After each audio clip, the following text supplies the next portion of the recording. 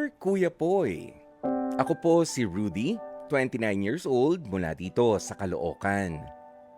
Almost 5 years na rin ang relasyon namin ni Tanya.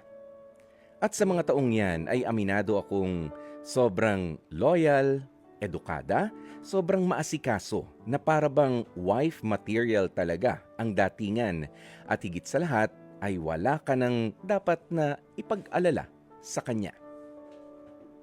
Kuya Poy, sa loob ng halos 2 taon namin ng kasintahan ko, ay nakatira ako sa bahay nila dahil nasa isang workplace lang naman din kami. Kumbaga, magmula sa opisina ay kasama ko na rin siya sa bahay. Sa totoo lang Kuya Poy ay nasanay na ako sa presensya ni Tanya. Pero unti-unting kumupas ang pagtingin ko sa kanya.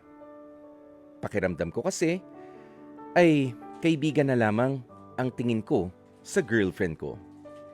Siguro dahil hindi naman namin na-enjoy ang normal setup ng magjowa. Yung tipong may nangyayari sa aming dalawa ni Tanya. Opo, tama ang inyong narinig. Wala pong anything sexual na nangyayari sa amin ni Tanya. Ako ang first boyfriend niya at kahit na ilang beses kong subukan nayayain siya na magsiping kami, ay tinatanggihan niya talaga ako. Nauunawaan ko naman siya, pero bilang isang lalaki kasi, ay hindi ko rin maiwasang hanap-hanapin yung physical intimacy. Sa totoo lang Kuya Poy, sa unang taon ko pa lamang sa trabaho ay aminado akong may crush na ako sa isang ka-department ko naman. Ang tinutukoy ko ay si Lisa. May asawa't anak na siya noon pero hiwalay na sila. Matalino, maganda, sexy at masasabi kong hot mom ang natitipuhan kong office mate ko. Madalas kong kasama si Lisa sa mga events at mga team building at isa sa mga pagkakataon na magkasama nga kami ay aaminin ko na may nangyari sa aming dalawa. Hindi naman namin ito sinasadya. Nadiskubre ko rin na naging kabit din pala si Lisa dati at may tomboy siyang karelasyon. Kuya Poy, pumayag akong maging FUBU o fun buddy ni Lisa. Yun lang rin naman kasi ang hinahanap ko noon na hindi ko makuha kay Tanya na girlfriend ko. Sa loob ng 5 buwan na naging mag-fun buddy kami ni Lisa, ay tuluyan ng nahulog ang loob ko sa kanya. Hiniling niyang hiwalayan na namin ang kanikanya naming mga partner at gaya ng kagustuhan niya ay ginawa ko ngang hiwalayan na talaga si Tanya na mas matagal pa at alam kong minahal niya rin ako ng totoo at lubusan. Hanggang kalaunan nga ay naging kami na ni Lisa. Pero bago pa man, ang unang buwan sana naming selebrasyon noong May 2025 ay nagawa niyang makipag-inuman kasama yung ex-jowa niya. Ang sabi niya, wala naman daw nangyari sa pagitan nilang dalawa. Pero syempre, hindi ako naniwala. Alam mo ngayon, Kuya Poy, sising-sisi ako dahil sinayang ko si Tanya. Ang babaeng totoong nagmahal sa akin. Pinili ko ang panandaliang sarap bago ko tuluyang maunawaan ang totoong halaga sa akin ng tapat na pagmamahal ni Tanya. Sa ngayon po ay gulong-gulo ang isipan ko sa pinasok kong problema. Sana ay mag-iwan ito ng aral sa lahat ng mga nakikinig at nanunood sa inyong programang Heart to Heart sa True FM. Hanggang dito na lamang po ang aking kwento. At hihintayin ko rin ang iyong payo, Kuya Poy. Lubos na nalilito. Rudy.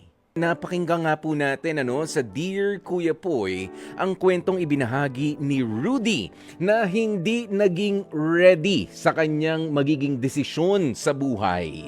'Di ba? Lalo na nga po dito sa kanyang pakikipagrelasyon mula sa napakatino na si Tanya. Pero syempre kahit pa nga basically nagli-live-in na nga raw po sila nitong kanyang 5 taon ng karelasyon na si Tanya, hindi pa rin sila nagsisiping. Kailangan maghintay. Iyon ang gusto ni Tanya. Pero dahil nga po sa init ng katawan, ay parang kinulang na sa tamang kaisipan itong si Rudy at lumipat doon sa kanyang bagong kakilala na si Lisa na katrabaho niya rin kasama sa isang departamento. Ayan, pero alam nyo, dito ay maganda na basahin natin ang ilan sa mga reaksyon muna ng mga kapatid natin dahil para may gigil. Ayan, sabi ni Gail Enriquez, Rudy, alam mo napakababaw naman pala ng pagmamahal mo diyan sa girlfriend mo ngayon. Diyan sa girlfriend mo. Yan ba ang sukatan mo sa relasyon? Yung sex lang ba? Ang sarap mong yakapin sa leeg, promise. Ang tigas ng mukha mo. Ito ba yung yakap na walang hanggang di makahinga? Ayan, wag naman ganun. Ayan, okay. Ayan, sabi naman ni McCoy, I say deserve. Kaya sa iba iwas muna sa premarital sex. Okay, bagaman biruin niyo yan, pinagkatiwalaan kayo ni Tanya. Napatuloyin ka na rin sa kanilang bahay kasama ang kanyang pamilya dahil malapit kayo doon nagtatrabaho, Pero isa lang naman ang gusto ni Tanya, wala munang pagsisiping, okay. Oo, magkarelasyon tayo, yes, girlfriend mo ko, boyfriend kita, andito ka sa bahay namin, pero bawal muna tayo magsiping, ha? Pero dahil nga doon, ay iiwan mo na at pagpapalit ang girlfriend mo, nako. Ayan, si Mario Leyva Jr., ay, hindi pala. Ito si Charisse, sabi niya, Tanya doesn't deserve you at all, but at least tama na that you broke up with her.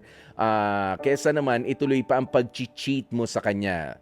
There's a saying that you will just appreciate the value of a person when you let them go. Ayun, nangihinayang ka ngayon, pinabayaan mo na. Ayan, mahirap pa dito. Sina Teresita Perfinian, sabi niya mahirap po talaga maging marupok. Nasa huli ang pagsisisi at hindi na maibabalik pa ang dati. Ayan. Sige, dami pang dito. Si Aaron Tolentino, isa ito sa mga pinakamaganda at pinakaimportanteng mga mensahe. Ngayon, sabi niya, Kuya Poy, why so gwapo today? Because yesterday is Dimple's Day, apparently. Okay. Humahabol si Kuya Poy. Ayan, pa-shoutout naman po kami dito sa second floor sa Reliance. Ang dami po namin mga realization sa buhay namin, sa mga naging desisyon namin. Pero tuloy pa rin po kami sa panonood sa'yo via cable habang naninira po kami ng mga tao. Salamat po kayo. Talaga dun si Aaron Tolentino. Ayan si Trina Loresca, sabi niya, tandaan mo Rudy, init lang ng katawan yan. Lahat ng maiinit ay lumalamig din tulad ng isang relasyon. Ayan. Pero alam mo Rudy ito ang mga masasabi ko sa'yo. Merong sobra at merong kulang kay Rudy. Okay?